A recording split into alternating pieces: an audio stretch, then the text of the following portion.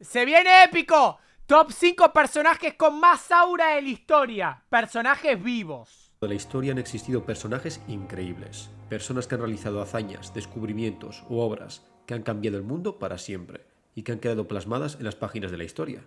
Los verdaderos inmortales. Seguramente con esta descripción ya os vendrán a la mente varios nombres. Personajes importantísimos que resuenan incluso en aquellos a los que ¡Hasta Superboy! ¡Hoy vemos! Tu anime. 2K.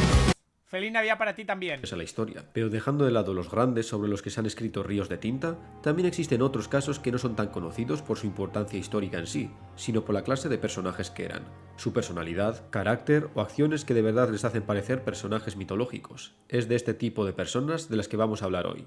Puede que no sean ni los más conocidos ni los más influyentes, pero son aquellos que parecen sacados de una novela, con la diferencia de que se trataba de personas de carne y hueso como tú y como yo, que debido a las circunstancias quedaron inmortalizados para la posteridad. Personajes que de verdad dejan a más de uno sin palabras, aquellos que solo pueden ser descritos como leyendas andantes.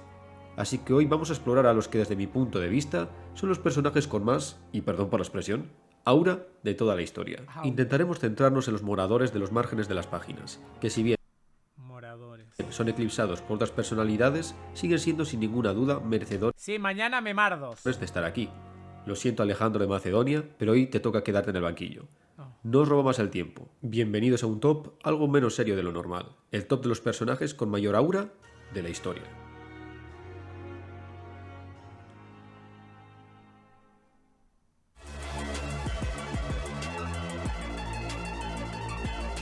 Ya sé que acabo de decir que trataría de seleccionar a personajes algo menos conocidos, pero sinceramente no me puedo resistir a la hora de colocar en el top a una de las personalidades más populares de toda Grecia. Damas y caballeros, os presento al único, el irrepetible, el poderoso, al invicto, el desafiante. Diógenes de Sinope. El señor Diógenes no necesita presentación alguna. ¿Diógenes? El filósofo vagabundo del siglo IV antes de nuestra era era de sobra conocido en su polis por tratarse de un hombre ciertamente extravagante.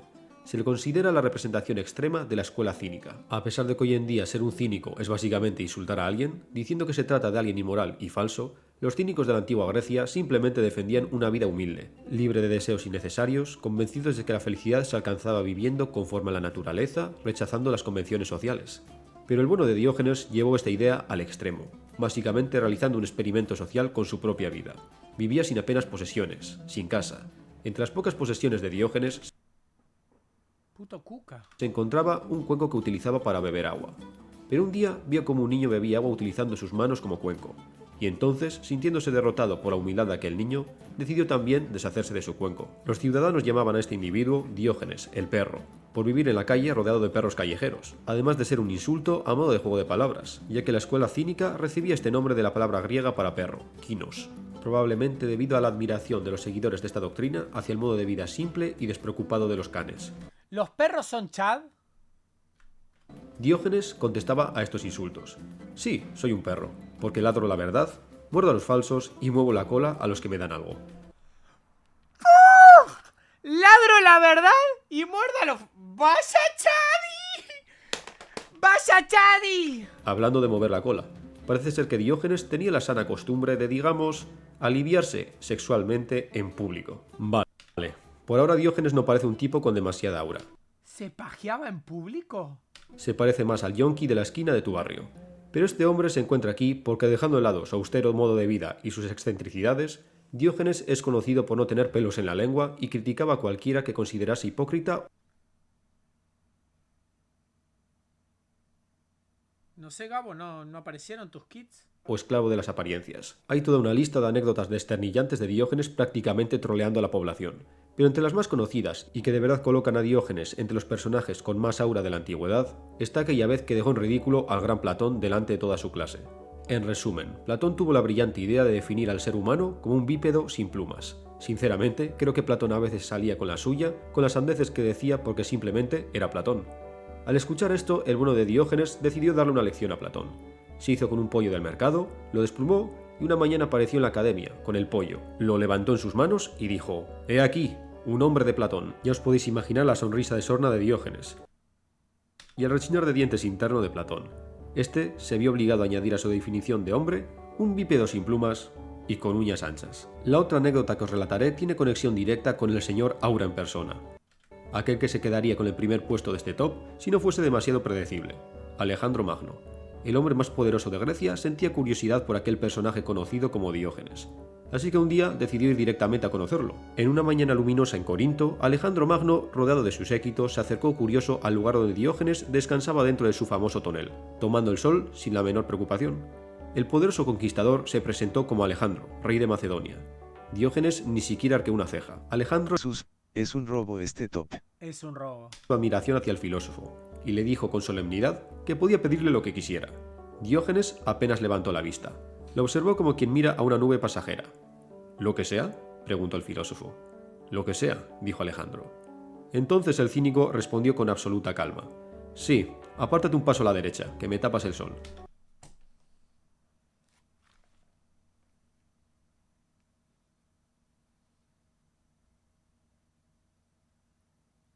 ¿Qué carajianos? ¿Qué carajianos?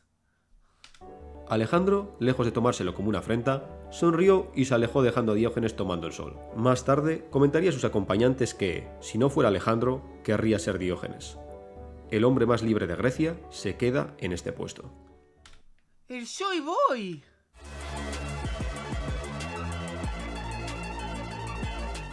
Japón es una tierra con candidatos de sobra a la hora de elegir uno de estos personajes que podrían Ya va a hablar de Japón.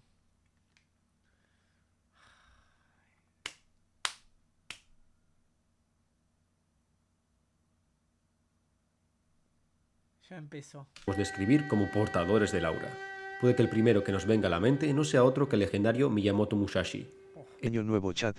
Ojalá nos podamos Ah, ya encontrar va. en Japón. ¿Estás en Japón? ¿Estás realmente en Japón? Samurái filósofo. Pero ya que hemos nombrado a un personaje muy conocido en el puesto anterior, creo que ahora toca a alguien menos popular. Se trata ni más ni menos que de una mujer del Japón feudal de armas tomar.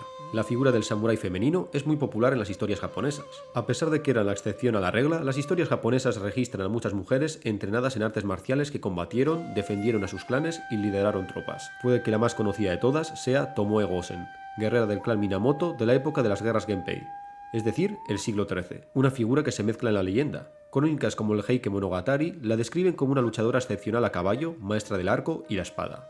Del mismo modo, en el Japón feudal de la época de la guerra de clanes, existía la figura de Onabu Geisha. Eran mujeres pertenecientes a la clase guerrera, normalmente esposas de samuráis que recibían entrenamiento en armas, especialmente la naginata, una especie de lanza con una hoja curva en la parte frontal. El rol principal de estas mujeres era proteger el castillo de su clan en caso de que el esposo se encontrase fuera en el momento de su asedio. Pero para encontrarnos con la protagonista de este puesto, tenemos que avanzar al Japón del siglo XVII. La era de las guerras civiles ya había Puedes terminado. pensar Y que por todo lo que has visto es solo un sueño. ¡Dare! Muchísimas gracias por los 2000 kits. Tengo que partir Escríbeme porque por es hora de Instagram o por despertar. Twitter. Voy a ir en enero, jeje. Avísame, amigo. primera vez en más de un siglo, Japón volvía a estar unificado. Pero esta seguía siendo una sociedad extremadamente marcial. Prueba de ello es nuestra protagonista. Os presento a Sasaki Rui, la maestra espadachina que se embarcó en el mayor de los retos: encontrar un marido. Rui era la hija única del gran samurái Sasaki Budayu. Van 3500 kits. Al no tener hijos varones, su padre le enseñó todo lo que un samurái que se precie debía saber: montar a caballo, técnicas de lucha y derribos, tiro con arco, pero Rui era especialmente buena con la kusarigana, esta hoz con cadena que solemos asociar con los ninjas, y más importante para nosotros, con la espada.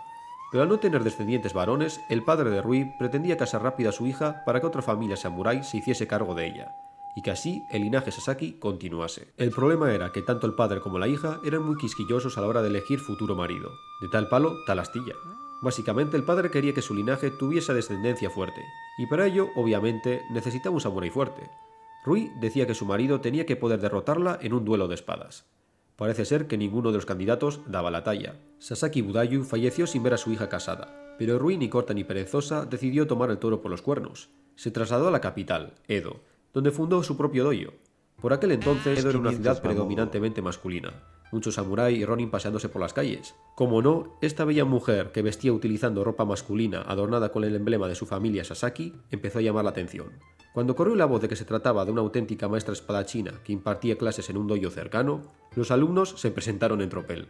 Muchos jóvenes samuráis, deseosos de aprender el arte de la espada, y algo más. Por si eso no bastaba, mientras Rui impartía sus clases, también se dedicaba a cazar rufianes que asestaban la ciudad por las noches, al más puro estilo de un vigilante de cómic. En una de estas salidas en busca de bandidos, Rui dio una brutal paliza a un fanfarrón samurái maleante perteneciente a una conocida familia. Las autoridades comenzaron a preocuparse por esta mujer que se tomaba la justicia por su mano, así que ¿Qué es la alerta de 5K? Creo que es algo de Full Metal Alchemist. Creo. el comisionado de Edo convocó a Rui para saber algo más de esta misteriosa mujer. El comisionado señaló que ser maestra de un dojo y pelear con rufianes por las calles no eran actividades propias de una mujer de su estatus noble. Pero Rui dijo que el único objetivo de su dojo era encontrar un marido que estuviese a la altura, es decir, que la pudiese derrotar en un duelo, todo para cumplir el deseo de su padre. No solo la dejaron en paz, sino que la promocionaron. Ya no eran alumnos lo que aparecían en su dojo, sino también samuráis hechos y derechos, que pretendían ser candidatos a futuros esposos. Finalmente apareció el indicado. Rui fue derrotada en un duelo por un joven samurái de la familia Kosugi, y por fin consiguió el matrimonio que tanto deseaba su padre. La familia Sasaki estaba salvada, y Rui podía dejar de poner patas arriba a la capital. La legendaria espadachina, que era incapaz de encontrar un digno marido, se queda aquí.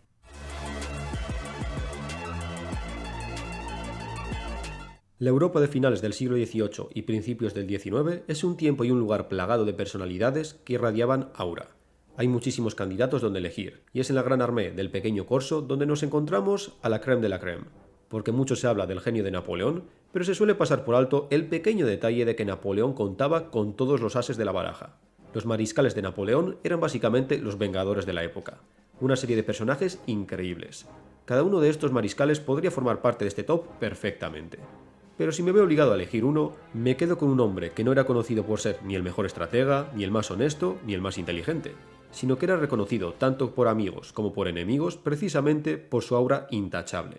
Damas y caballeros, os presento al único, al inimitable, Joachim Murat, el hombre más elegante del campo de batalla. ¡Fachero! Murat se convirtió en la encarnación de la caballería. Su vida podría resumirse como una sucesión de cargas imposibles, uniformes inverosímiles y frases que parecían escritas por un héroe de una novela romántica. A pesar de sus humildes orígenes, desde sus primeras campañas en Italia junto a un jovencito Napoleón, su nombre se volvió sinónimo de audacia. Mientras otros generales analizaban mapas, Hasta el caballo está fachero, amigo.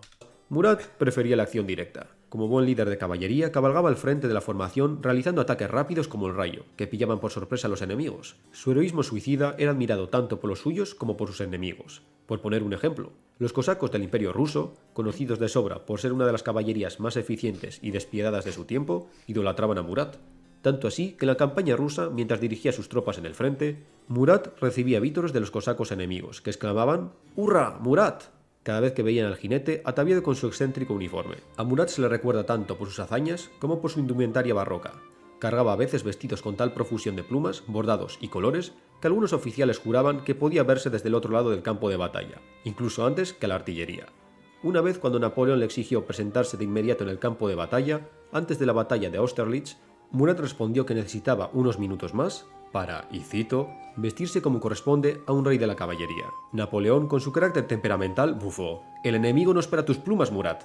A lo que él replicó: «Tal vez no, sire, pero mis hombres sí». Y lo cierto es que tenía razón. La presencia del mariscal montado en corceles magníficos era un símbolo más poderoso que cualquier estandarte. Después de que la caballería francesa bajo su mando destrozase con una precisión casi musical las columnas austríacas y rusas, el malhumorado Napoleón tuvo que admitir, y cito, «Si Murat hubiera nacido tártaro, ya sería el emperador de toda Asia». Hay muchos ejemplos en la vida de Murat que son puro aura. Por poner otro, en la campaña de Egipto durante la batalla de Abukir contra los otomanos, Murat barrió la formación turca y consiguió a punta de sable capturar al jeque mameluco Mustafa Pasha, pero también recibió un tiro de pistola a quemarropa que le atravesó la cara dañándole la mandíbula. El cirujano de campo consiguió salvar a Murat de la terrible herida. Tras la batalla, Murat escribió una carta a su padre, narrando la batalla y la captura del sultán de Egipto como si fuese algo rutinario, y el tiro de la cara como un rasguño. Pero sí que subrayó a su padre que informase a las bellezas de Europa que el tiro en la cara no le desfiguró, y que a pesar de no ser tan guapo como antes, no será menos atrevido en el amor. Como no, Murat tenía la fama de ser un mujeriego, hasta el punto de que el mismísimo Napoleón muchas veces le llamaba precisamente eso, el mujeriego. ¡Vaya Chadi! Pero si tuviera que escoger un solo día para explicar quién fue Murat, ese día sería la batalla de Eylau, de 1807, En mitad de una ventisca en lo que hoy en día es Kaliningrado, el ejército francés se encontraba contra las cuerdas. Frente a ellos, un ejército ruso con superioridad numérica y el doble de cañones. La sangría era terrible en ambos bandos. El centro del ejército napoleónico estaba al borde de colapso. Napoleón, por primera vez, notaba la guerra de una gran derrota inevitable. En su desesperación, Napoleón buscó con la mirada a Murat. Joaquín Murat, el rey de la caballería, envuelto en sus mejores galas, cabalgó hacia el emperador y esperó la orden. Napoleón ordenó: «Ve, Murat, sálvame el día». Es así como comenzó lo que muchos historiadores consideran la mayor carga de caballería de la historia. 10.000 jinetes, entre los que se encontraban coraceros, húsares y ulanos, avanzaban en oleadas. El estruendo de miles de cascos indicaba que algo terrible se aproximaba. Era un dragón de carne y acero, un torrente indomable que atravesaba la ventisca. Murat, sable en alto, encabezaba la tormenta. Las líneas rusas, sorprendidas por aquella avalancha imposible, se abrieron ante el impacto. Los jinetes franceses, envueltos en la nevada roja del combate, atravesaron una y otra vez al ejército enemigo, como un rayo que cae repetido sobre el mismo árbol. Cada carga era una afirmación feroz de que aún no estaba decidido el destino de Europa. La caballería francesa siguió avanzando siempre adelante. Qué cabra, ¿no? Imagínate lo imponente que debía ser que el tipo solo guiándolo hacía que todos lo siguieran simplemente porque él creía que podían ganar. Murat casi llega a la tienda del general ruso, hasta que se vio obligado a retroceder. Pero después de la carga, las tornas de la batalla habían cambiado. Los hilos volvían a estar en las manos del titiritero de Francia. Murat regresó cubierto de hielo y sangre, pero aún erguido, como si la guerra misma hubiese decidido no tocarle. Murat consiguió convertirse en el rey de Nápoles gracias al nepotismo que caracterizaba al imperio napoleónico, pero fue en esta posición de poder donde conoció su final. ¿Y qué final? Tras la caída del efímero imperio francés, Murat sufrió el mismo desenlace que la mayoría de mariscales de Napoleón, fusilados para asegurarse que no habría un resurgimiento napoleónico, pero incluso en su ejecución la actitud de Murat fue digna de su figura. El día de su fusilamiento marchó hacia el lugar de la ejecución vistiendo su uniforme de mariscal. No aceptó la silla que le ofrecieron, y tampoco consintió que le vendasen los ojos. Es entonces cuando se dirigió a sus ejecutores. «He desafiado a la muerte en demasiadas ocasiones como para tenerla miedo». Acto seguido, después de besar un cristal de cuarzo que tenía el rostro de su esposa grabado, él mismo dio la orden con el tono cortés que le caracterizaba. «Respetad mi rostro. Apuntad al corazón. ¡Fuego!». El indomable rey de la caballería se queda en este puesto. ¡Vaya Chadi! ¡Vaya Chadi, amigo! ¡Respetad mi rostro! ¡Vaya Chadi! El personaje que nos encontramos aquí parece sacado directamente de una historia de fantasía oscura. No sé si habéis leído, o por lo menos si estáis familiarizados con la obra de Kentaro Miura, Berserk, y su protagonista, el espadachín negro, Guts. Pues la persona que guarda este puesto es lo más cercano que hemos estado a tener a Guts de la vida real, hasta el punto que comienza a sospechar que el autor tomó cierta inspiración de este sujeto. Un guerrero temido de fuerza sobrehumana, armado con un montante, que jugaba bajo sus propias reglas, llevando a cabo proezas increíbles. La vida de este hombre fue tan interesante que tuve que asegurarme de que de verdad se trata de un individuo real y no de un personaje mítico. Puede que algunas de sus gestas fuesen exageradas, pero lo cierto es que es innegable la existencia de este personaje. Sabemos dónde nació, qué estudió, dónde combatió, bajo las órdenes de quién actuó y dónde descansan sus restos. Damas y caballeros, os presento al Sansón extremeño, Diego García de Paredes. Natural de Trujillo, Extremadura. Ya de adolescente había alcanzado la estatura de un gigante, medía más de 2 metros, además de estar dotado de una fuerza descomunal y una agilidad increíble. Provenía de una familia de hidalgos, por lo que ya desde pequeño le instruyeron en el uso de las armas. Era especialmente bueno con el arma que se convirtió en su símbolo, el montante, un espadón de 2 manos. En 1496, a sus 28 años, Era náutar. y tras la muerte de su madre, que le afectó mucho, partió para Italia para enrolarse allí como soldado de fortuna. Italia en la época renacentista estaba formada por pequeños reinos y ciudades-estado independientes, que competían entre sí, siempre bajo el peligro de que una potencia extranjera entrase a agitar el avispero, en este caso el reino de Francia y sus ambiciones expansionistas en la península italiana. Este era el comienzo de las famosas Guerras Italianas, una serie de conflictos que vieron la transición de la Edad Media a la Edad Moderna. La intervención española en la primera fase del conflicto tenía como objetivo detener a los franceses en el reino de Nápoles, un territorio italiano tradicionalmente bajo el reino de Aragón. Es en estos conflictos cuando nace la fama de Diego, hasta el punto de que el mismísimo Papa Alejandro Borgia le nombró escolta personal cuando se enteró de sus habilidades de combate. Pero Diego decía que el Papa no pagaba demasiado bien, además de ser un trabajo bastante aburrido, así que dejó su trabajo de escolta y volvió a los campos de batalla. Esta vez a modo de soldado bajo las órdenes del legendario Gonzalo Fernández de Córdoba, más conocido como el Gran Capitán. Diego se convirtió en el devoto seguidor del gran capitán, algo que parece ser mutuo, ya que en las memorias del gran capitán hace hincapié en su buena relación y subraya las increíbles gestas del guerrero. Fue en este tiempo de servicio donde nos encontramos los ejemplos más locos que convierten a Diego García de Paredes en uno de los personajes históricos con mayor aura. El hombre tiene anécdotas increíbles de sobra. Literalmente luchó en todas las esquinas del Imperio Hispánico: Italia, el Danubio, Viena, el norte de África, Grecia. Pero resumiré muy brevemente tres de las más increíbles. Los otomanos habían tomado recientemente la isla de Cefalonia, en Grecia, una base veneciana. A los turcos no los puedo ni ver, hermano, no los puedo ni ver. Las tropas del gran capitán, junto a las tropas venecianas, fueron enviadas para liberar la isla en el año 1500. Puedo ni ver, amigo. Pero el ataque debía ser rápido, para evitar que los otomanos enviasen refuerzos. Qué video más aburrido. Lo que es no entenderle, lo que es no saberle. Tras una serie de escaramuzas a lo largo de la isla, el objetivo final era tomar la fortaleza de San Jorge, donde se refugiaban las tropas otomanas. A pesar de que las tropas cristianas superaban a los otomanos 10-1, la escarpada fortaleza complicaba mucho el asalto, y no podían perder el tiempo en un asedio. Los defensores consistían en alrededor de 700 genízaros, excelentes arqueros que les iban a poner las cosas muy complicadas. El asalto a la escarpada fortaleza comenzó. Las bajas iban acumulándose, y los turcos utilizaban unos mecanismos conocidos entre las tropas españolas como lobos, unas máquinas que utilizaban una cadena con un gancho en el extremo que tenía como objetivo enganchar a los atacantes de su armadura para luego suspenderlos en el aire y arrojarlos al vacío. Pero los genízaros tuvieron muy mala suerte. Uno de sus lobos pescó un pez muy gordo. Aquella figura en armadura no era otro que Diego de Paredes. Al elevarlo, dispuesto a arrojarlo por el acantilado, Diego consiguió desengancharse y plantarse de un salto en la muralla. Y os podéis imaginar la cara de los arqueros genízaros al ver a este tipo de 2 metros aparecer entre ellos. Diego comenzó a limpiar la muralla utilizando su espada y rodela, sin dejar casi reaccionar a los turcos. Tras horas de pelea y caos en el interior de la muralla, Diego consiguió abrir el portón para que entrasen sus compañeros, sellando el destino de la fortaleza. Prácticamente Diego tomó un castillo él solo. Aquí es cuando Locura. comenzó el conocido sobrenombre del guerrero, el Sansón de Extremadura o el Hércules español. ¡El Hércules español! Otra anécdota que es pura aura es el desafío de Barletta, del año 1502, un duelo caballeresco que enfrentó a 11 caballeros franceses contra 11 españoles en la ciudad napolitana de Trani, en el contexto de la Primera Guerra Italiana. Obviamente entre los caballeros españoles se encontraba nuestro Diego. Hay quienes dicen que el motivo de este duelo fue debido a que tanto las tropas españolas comandadas por Gonzalo Fernández de Córdoba como las tropas francesas comandadas por Luis de Armagnac estaban muy igualadas, así que mediante este duelo se pretendía conseguir un ganador para evitar una batalla abierta que iba a ser una sangría sin un claro vencedor. Otras fuentes dicen que fue debido a que los franceses, con su característica arrogancia, comentaron que la caballería española era claramente inferior a la francesa. En respuesta a los españoles, con su característica obsesión con la honra, retaron a un duelo caballeresco a los francos. Sea como fuese, el resultado fue el mismo.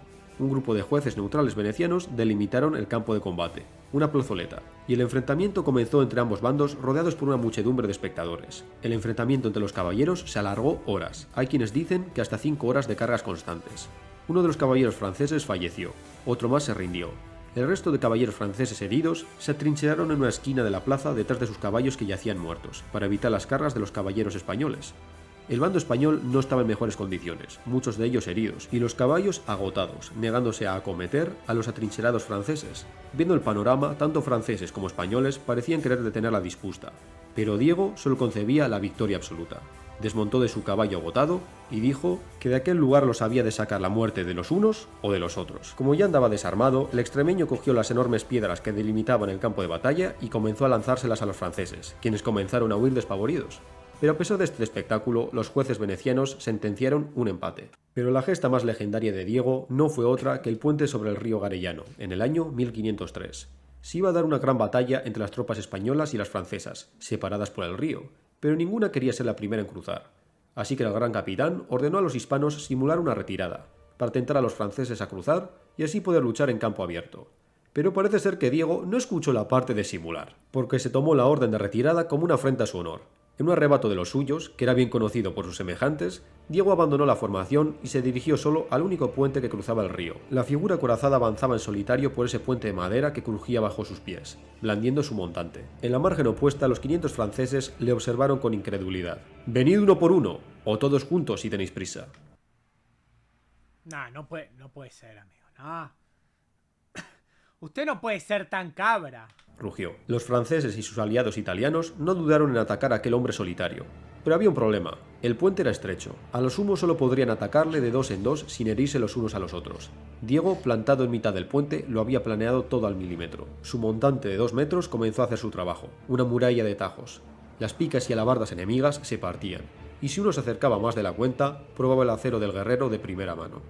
Diego no solo mantenía a raya a los atacantes, sino que estaban retrocediendo bajo la presión de ese ejército de un solo hombre. Los compañeros de Diego, al ver que el guerrero tarde o temprano iba a cruzar al otro lado del puente y entonces estaría en serios problemas al estar rodeado de enemigos, acudieron en su ayuda. Así se dio una escaramuza que, debido a la superioridad numérica francesa, terminó los compañeros de armas de Diego prácticamente arrastrándole de vuelta a la formación. Cómo no, el gran capitán, que ya debía de estar acostumbrado a estos arrebatos de honor antes que victoria, lo amonestó, pero al ver la masacre que hizo Diego en ese puente, tampoco fue muy duro con él. Diego García de Paredes murió en 1533. Irónicamente, a pesar de haberse enfrentado a la muerte en innumerables batallas, conoció su fin al caerse de su caballo mientras jugaba con unos niños. La muerte del gigante, así como la de otros contemporáneos suyos, marca para muchos el final de toda una era en Europa. La era del caballero que había dominado los campos de batalla por 500 años había acabado. Las leyendas de brillante armadura podían finalmente descansar en paz.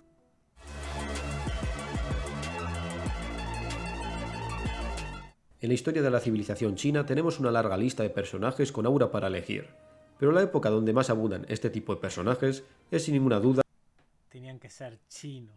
una época legendaria en el Coloso Oriental, la época de los Tres Reinos, en el siglo III. Es aquí donde la historia real y la mitología se juntan, porque lo cierto es que las crónicas chinas de la época tienden a contradecirse o literalmente deificar a ciertos personajes. Kingdom está basado en esa época, ¿no?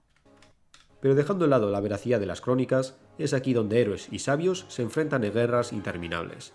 En esta era caótica es cuando surge la figura de Zhuge Liang, el estratega que parecía mover ejércitos como si fueran pinceladas sobre un rollo de seda. Liang fue el principal estratega del reino Shu. El hombre no solo era un estratega militar experto, sino que también sobresalía en literatura, ingeniería y economía. Es decir, que el tipo era un crack en todo lo que se proponía. Seguramente habéis visto alguna ilustración de este genio. No es el de Chan Chan, a Chiqui Chiqui Bam Bam. No es ese.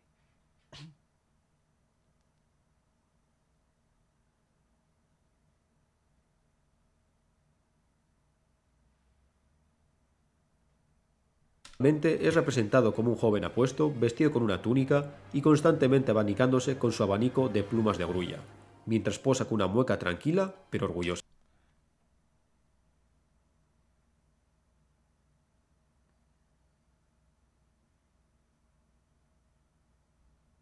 Vale.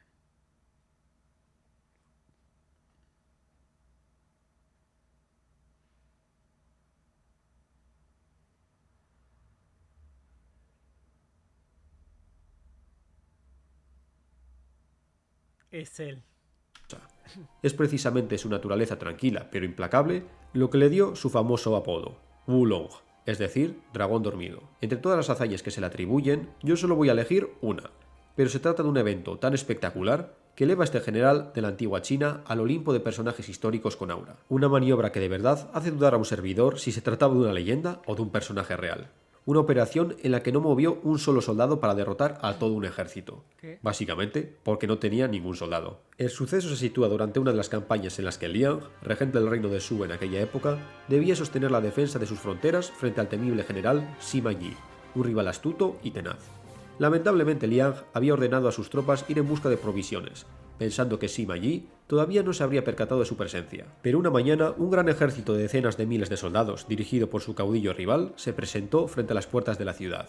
Liang solo contaba con apenas un puñado de oficiales, sin tropas suficientes para resistir ni una hora contra el ejército enemigo si se disponía a tomar la ciudad por asalto. La cosa no pintaba bien. A cualquier otro estratega le habría temblado el pulso. Pero este estratega en concreto no se encuentra en este top por casualidad. Para él, la adversidad era un lienzo vacío donde podía pintar una nueva victoria. Seguramente los atacantes esperaban ver los defensores corriendo como locos por las murallas, preparándose para el inevitable asalto. Pero en lugar de eso, encontraron una muralla completamente vacía, sin un sonido de voces o tambores, como una ciudad fantasma. Es entonces cuando las colosales puertas de la ciudad se abrieron de par en par. Al otro lado de la puerta, una larga calle completamente vacía, como si toda población hubiese desaparecido. El nerviosismo comenzó a expandirse entre las líneas de Sima Yi. ¿Acaso Su Liang había evacuado toda la ciudad antes de su llegada? Eso sería imposible. Los exploradores del ejército se habrían percatado de semejante multitud moviéndose por los caminos. El orgulloso caudillo estaba confundido, pero su confusión no hizo más que aumentar cuando una solitaria figura apareció en la muralla sobre la puerta de la ciudad. El silencio en la explanada era total, pero un sonido comenzó a llegar a los oídos del ejército invasor. Una tenue melodía musical que provenía de aquella persona de la muralla. Esa persona estaba sentada tranquilamente en la muralla tocando un liuqi, un instrumento de cuerda similar a un laúd. Todo estaba claro ahora. Aquella persona de túnica blanca impoluta no era otra que el gran Su Liang. Lo que antes era nerviosismo comenzó a convertirse en horror. La fama del estratega era de sobra conocida. Los rumores se expandían como la pólvora entre las filas. El dragón dormido en persona les daba la bienvenida. Las hipótesis comenzaron a volar, pero claramente todos coincidían. Era una trampa. Viendo la agitación de las tropas, los generales de Sima Yi clamaron por atacar. Pero Sima Yi conocía a Su Liang. Conocía su mente, sus trampas, su capacidad de prever lo imprevisible. Ante la visión del estratega sentado en completa calma, sonriendo sin temor alguno, no podía sino sentir un terrible escalofrío bajándole por la columna vertebral. Entre las crónicas populares se cuenta que mientras Sima Yi observaba dudoso, un oficial suyo murmuró: ¿no será esto solo una treta desesperada? A lo que Sima Yi respondió: cuando el dragón dormido está calmado, yo desconfío. Cuando el dragón dormido sonríe, yo huyo. Y efectivamente, huyó. El enorme ejército enemigo se alejó, sin lanzar una sola flecha. Su Liang continuó tocando su melodía, observando cómo el ejército se alejaba como si estuviera disfrutando de la brisa de la tarde. La estratagema de la ciudad vacía fue un éxito legendario. Es por casos como este que algunos llamaban a Su Liang la reencarnación ¡Qué locura, eh! de Sun Tzu. El estratega demostró aquí que se sabía al dedillo una de las mayores lecciones del supuesto autor del arte de la guerra. Aparenta ser débil cuando eres fuerte y aparenta ser fuerte cuando eres débil. El hombre que derrotó a un ejército entero solo con una melodía de su laúd se queda con el primer puesto. ¡Vaya, Bueno, pues eso ha sido Chadi! ¡Vaya video, chaval! ¡Qué bueno que estuvo! Y qué locura lo chat que es. ¡Qué locura! Se quedó tocando su melodía mientras ellos se iban, cagados y sin un solo hombre. Chad.